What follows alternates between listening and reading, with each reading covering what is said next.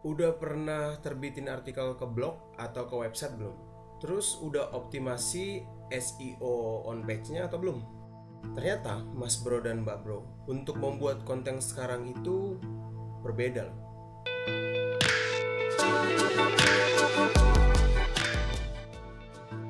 Salam Mas Bro dan Mbak Bro. Hari ini kita akan ngobrol 10 plus langkah optimasi SEO on page di website. Kenapa bahasanya SEO on page website? Karena nanti di video selanjutnya kita akan ngobrolin tentang 10 langkah optimasi SEO on page khusus YouTube, SEO YouTube. Nah, obrolan kita hari ini mengenai optimasi SEO on page ini adalah lanjutan dari obrolan kita sebelumnya, yaitu pengertian dari SEO on page yang sudah kita buat dalam bentuk tulisan dan juga dalam bentuk sebuah video. Nah, ketika kita sudah mengerti apa itu SEO on page, maka selanjutnya kita perlu tahu bagaimana sih langkah-langkah untuk optimasi SEO on page di sebuah website. Seperti sudah kita singgung di video sebelumnya, maka kita akan membahas tentang 10 hal ini. Mari kita bantai satu persatu. Yang pertama mengenai konten. Setiap orang sekarang masuk ke sebuah website ataupun mereka mencari informasi di Google, otomatis ketika mereka masuk itu mereka mencari informasi berbentuk sebuah konten. Nah, ketika mereka masuk ke mesin pencari itu, konten yang dibuat harusnya konten yang berkualitas. Kan hari ini kita ngomongin SEO, maka sebaiknya setiap konten itu seharusnya artikel, misalnya kalau kita ngomongin sebuah website, harusnya artikel SEO friendly, berkualitas. Maksudnya apa? Sebaiknya artikel yang kita buat itu memang teroptimasi dengan baik, supaya ketika orang mencari informasi mengenai konten yang kita buat, kita bisa direkomendasikan sama Google, sama mesin mencari untuk masuk di halaman 1. Nah, tapi karena kita membuat konten juga untuk manusia, jangan cuma sekedar mengejar kata kunci doang. Sebaiknya kontennya juga enak gitu, bermanfaat untuk dibaca sama si pencari informasi. Nanti penjelasannya lebih rinci kita akan obrolin di video selanjutnya. Kita akan bahas secara sekilas saja satu per satu. Yang kedua, ketika kita membuat sebuah konten, alangkah baiknya kalau dalam konten tersebut kita membuat kata kunci yang memang banyak dicari. Kata kunci ini berhubungan sama video kita sebelumnya, kita sudah ngobrol bagaimana cara riset kata kunci. Nah, sebaiknya jangan asal membuat konten gitu. Konten berkualitas boleh, tetapi kalau nggak ada yang mencari kan sia-sia juga. Itu kenapa kita perlu melakukan riset kata kunci. Yang ketiga, judul halaman. Jadi ketika kita membuat sebuah konten dan kita sudah meriset kata kuncinya, pastikan kita memasukkan kata kunci di dalam judul. Nah, kalau kita udah spesifik ngomongin judul, sekarang banyak istilah yang namanya clickbait. Maksudnya adalah kalau kita membuat sebuah judul, alangkah baiknya judulnya itu menarik, mengundang orang untuk mengkliknya. Itu kalau kita ngomongin SEO dari sisi judul.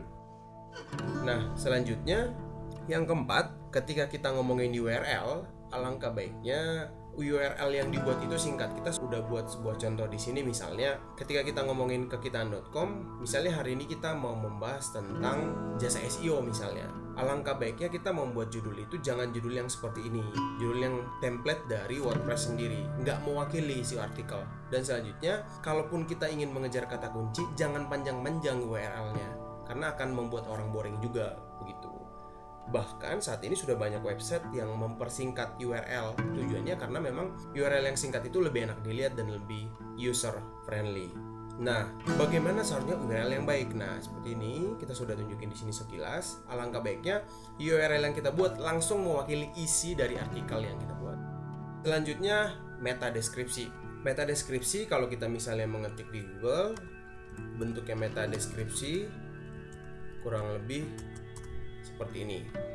Meta deskripsi adalah penjelasan sekilas di bawah link yang kita buat. Ini judul, ini URL, dan ini meta deskripsi. Jadi alangkah baiknya di dalam deskripsi itu sudah dijelaskan apa yang menjadi isi dari artikel kita, berisi kata kunci, dan pastikan juga mengundang untuk klik. ketika kita sudah buat judul yang menarik, yang mengundang orang klik, alangkah baiknya meta deskripsinya juga seperti itu.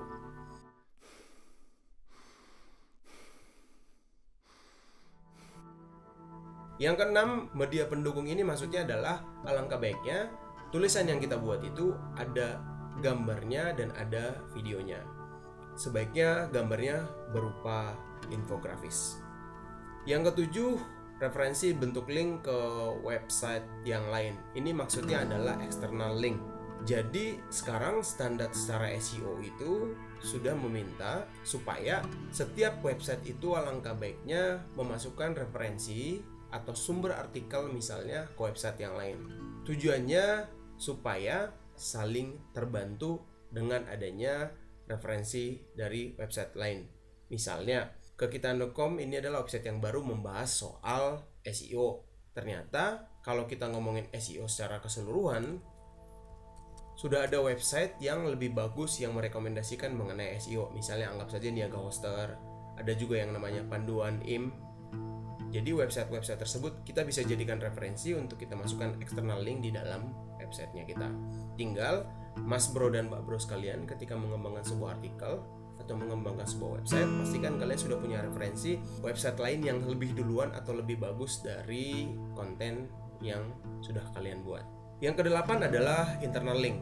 Teknik ini kurang lebih sebenarnya teknik yang sudah biasa dipakai oleh Wikipedia. Ketika kalian membaca Wikipedia, kalian pasti banyak melihat kata-kata di dalam Wikipedia yang dikasih internal link. Misalnya kalau kita ngomongin satu halaman ini halaman Wikipedia, ada banyak nih internal link yang dibuat. Tujuannya kenapa? Salah satu tujuannya adalah ketika orang masuk ke dalam sebuah website supaya mereka nggak pergi-pergi ke website lain. Mereka terus berada di situ.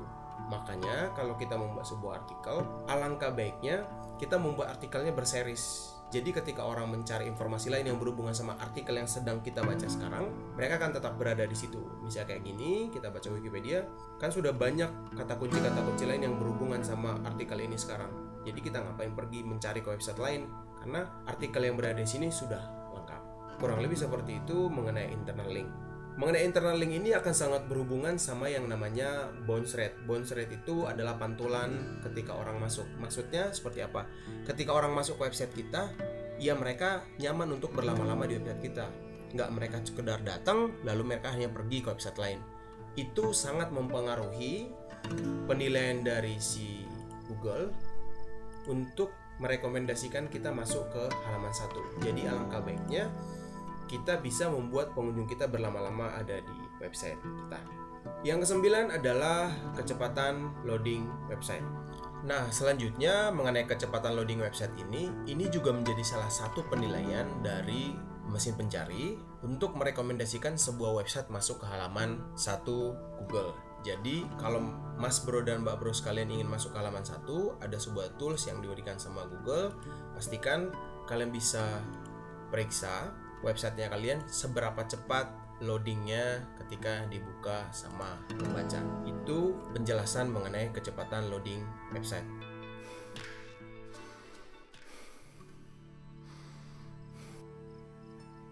Selanjutnya nomor 10 adalah social sharing. Jadi artikel yang kita buat itu bisa di-share di sosial media. Sebenarnya secara fitur, kalau kita ngomongin di sebuah website, WordPress itu sudah menyediakan fitur untuk kita bagiin, untuk share konten kita ke platform lain. Tetapi sebenarnya social sharing ini lebih banyak berhubungan sama SEO off page. SEO off page maksudnya adalah kalau kita sekarang lagi ngomongin SEO on page, bagaimana kita memaksimalkan konten di dalam sebuah website, maka SEO off page adalah bagaimana kita bisa memaksimalkan konten kita di website lain. Website lain itu bisa saja website misalnya seperti YouTube di sini. Ketika kita membuat sebuah video, di dalamnya kita memberikan link untuk masuk ke websitenya kekitaan misalnya di sini. Nah, itu salah satu yang namanya SEO off page.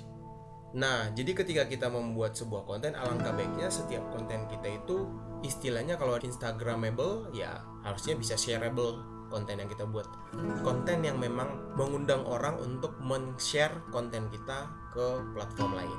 Kurang lebih kayak gitu Mas Bro dan Mbak Bro sekalian, 10 hal yang perlu kita optimasi di dalam SEO on page sebuah website. Nanti 10 hal ini akan kita jelaskan satu persatu di dalam masing-masing artikel dan di dalam masing-masing video. Kurang lebih begitu obrolan kita hari ini. Kalau Mas Bro dan Mbak Bro sekalian masih ada pertanyaan, silahkan nanti klik link ada di sini.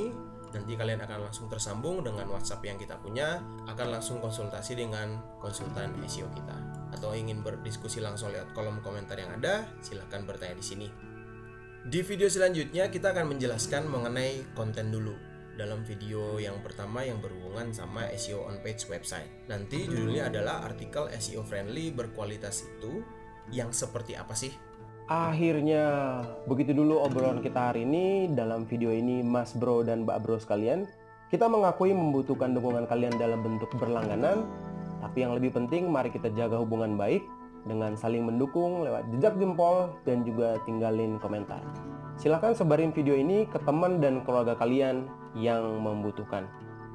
Senang bisa berbagi, pasti bermanfaat. Selamat berkarya.